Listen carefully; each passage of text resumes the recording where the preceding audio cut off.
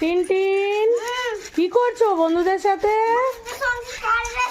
Car race দেখি। দাদা দুটো দিদি আর টিনটিন কার রেস হচ্ছে। আমি পিপ বললে তবে তোমরা স্টার্ট করবে, ঠিক আছে?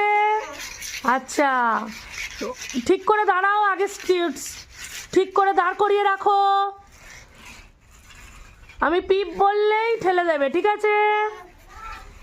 আমি রেডি। পিপ।